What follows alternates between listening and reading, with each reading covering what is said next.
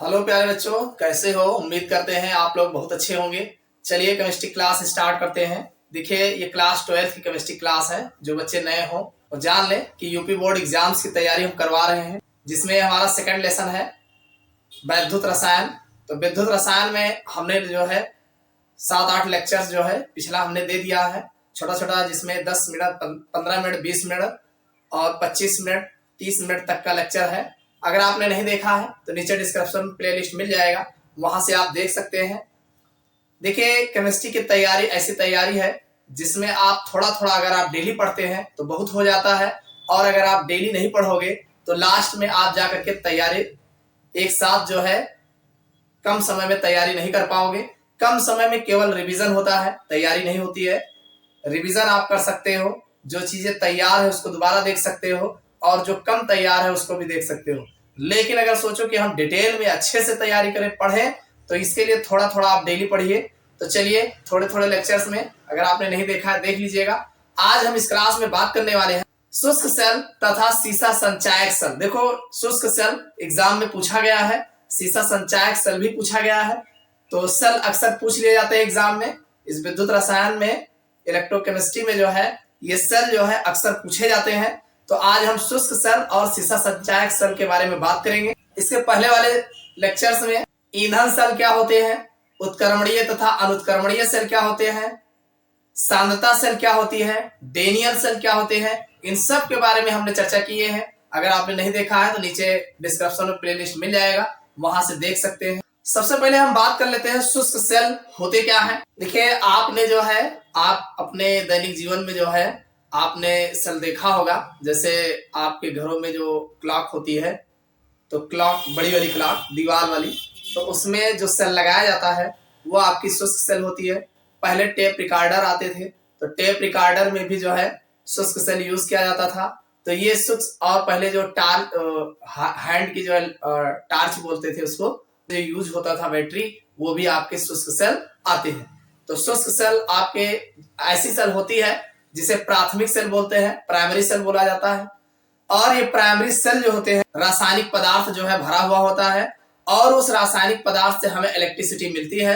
और जब तक वो रासायनिक क्रियाएं होती रहती हैं तब तक हमें इलेक्ट्रिसिटी मिलती है, और जब रासायनिक क्रियाएं समाप्त हो जाती है, होना बंद हो जाती है, तो वो इलेक्ट्रिसिटी देना बंद कर देते हैं, और ऐसी सेलें खराब हो जाती हैं, फिर उन्हें निकाल कर फेंक दिया जाता है।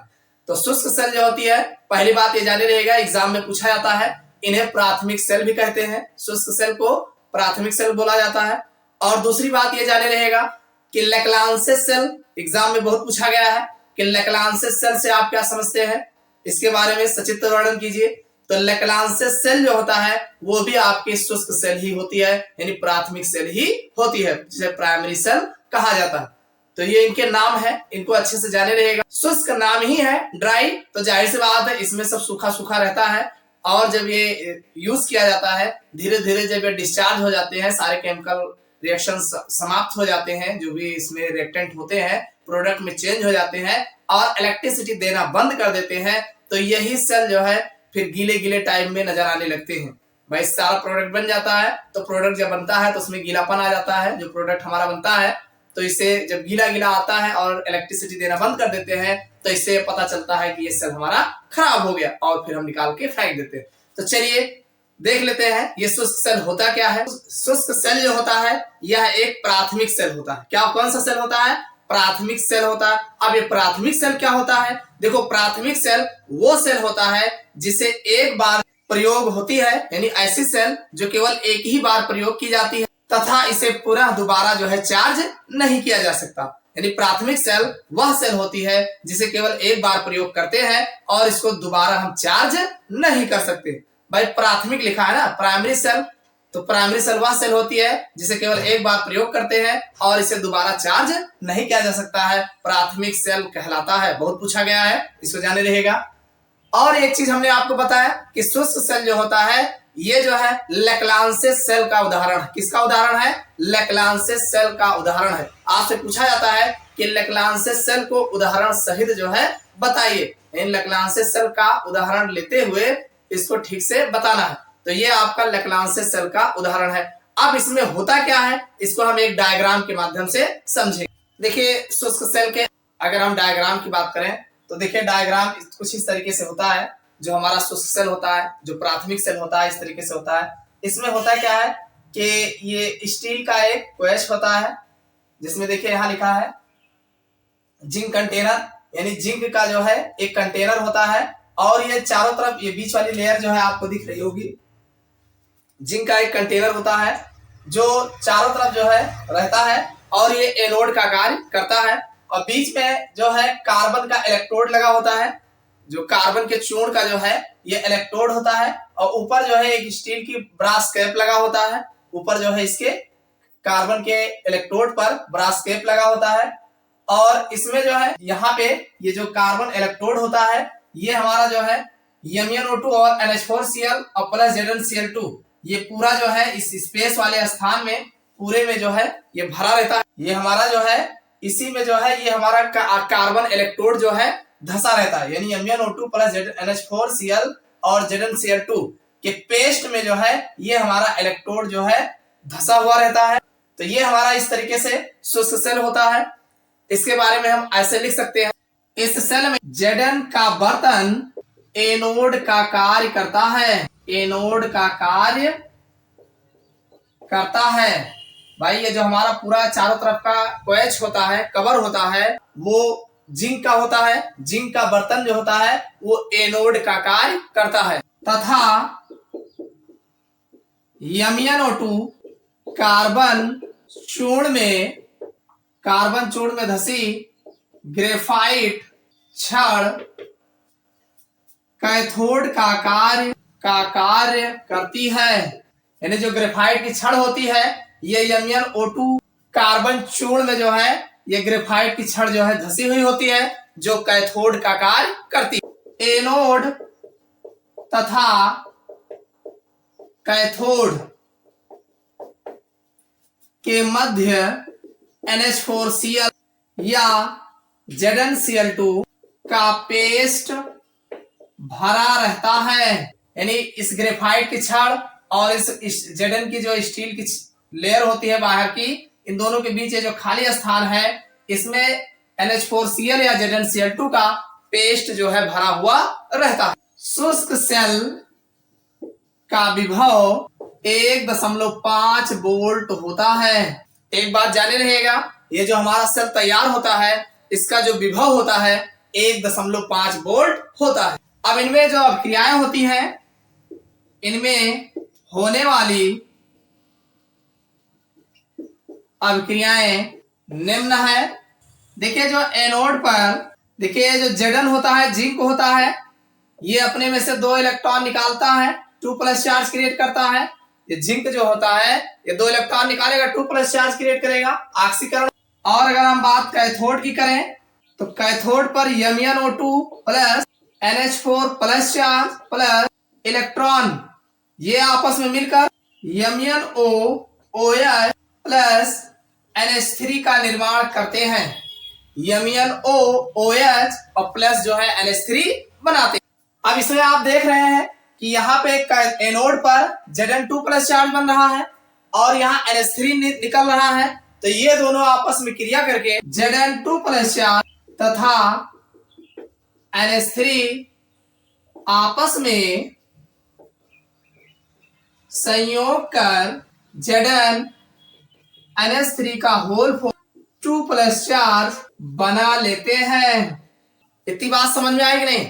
देखो सीधी सी बात है कि हमने इसमें आपको बताया कि इस सेल में जिंक बर्तन एनोड का कार्य करता है, यानी जो पूरा कोएट होता है वो जिंक का होता है। ये पूरे जिंक का बर्तन होता है, जैसे पात्र होता है तो वैसे इस सेल का जो पात्र होता है वो Zn का होता है और यह जो है एनोड का कार्य करता है। MnO2 कार्बन चूर्ण में धसी, ये जो कार्बन की ये ग्रेफाइट की छड़ होती है कार्बन की, ये MnO2 में धसा हुआ होता है। और जो MnO2 जो कार्बन की ग्रेफाइट की छड़ धसी हुई होती है MnO2 में, ये जो है कैथोड का कार्य करता है, यानी बीच वाला ये कैथोड का कार्य करता है। अब कोएच जो है हमारा एनोड का कार्य करता है। इतना समझ में आया?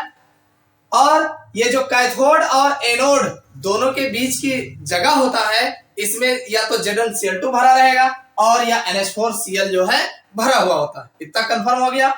और इस सेल का जो विभव होता है 1.5 वोल्ट होता है। एग्जाम में पूछा गया है कि शुष्क सेल का विभव कितना होता है, तो 1.5 वोल्ट होता है। अब इसमें कौन सी अभिक्रियाएं होती है, तो इसमें अभिक्रिया जो एनोड पर है, ये जिंक जो क्वेट होता है ये अपना 2 इलेक्ट्रॉन निकालता है, 2+ चार्ज बनाता है। तो यही चीज कैथोड पर ये इलेक्ट्रॉन और NH4+ चार्ज MnO2 जो होते हैं आपस में क्रिया करके MnOOH और प्लस NH3 जो है बनाते हैं। ये NH3 और ये Zn2+ चार्ज आपस में संयोग करके ZnNH3 का होल 2+ चार्ज बना लेते हैं। यानी ये जब तक NH3 और ये सब निकलता रहता है तब तक ये बनते रहते हैं, इलेक्ट्रिसिटी देता रहता है। बाद में ये जब ये बनना बंद हो जाता है, इलेक्ट्रिसिटी जो है प्राप्त होना बंद हो जाता है। तो इतना समझ में आ गया। तो ये आपका था शुष्क सेल, ड्राई सेल। अब हम बात करेंगे सीसा संचायक सेल क्या होती है। देखिए अगर हम सीसा संचायक सेल की बात करें, सीसा संचायक सेल, सीसा नाम लिखा है, संचायक लिखा है, इनमें संचय होगा। तो सीसा संचायक सेल जो है हमारा, जो अगर इसके बारे में अगर आप ऐसे आप जानना चाहें तो ये है कौन, तो देखिए आपके घरों में जो इन्वर्टर यूज होता है, इन्वर्टर में जो बैटरी आपका यूज होता है, बाटरा जिसे बोलते हैं, तो वो बाटरा आपका जो है वो आपका सीसा संचायक सेल होता है। इतनी बात क्लियर हो गई।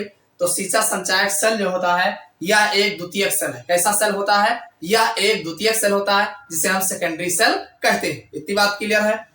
और यह सेल ऐसा होता है कि एक बार प्रयोग करने के पश्चात इसको पुनः जो है चार्ज किया जा सकता है, यानी पुनः जो है आवेशित किया जा सकता है और आवेशित करके पुनः दोबारा इसका उपयोग किया जा सकता है। अब इसमें होता क्या है, इसका स्ट्रक्चर कैसा है, तो इसका स्ट्रक्चर कुछ इस प्रकार से दिखता है, जिसमें जो है देखो एक लेड ऑक्साइड की प्लेट बनी होती है।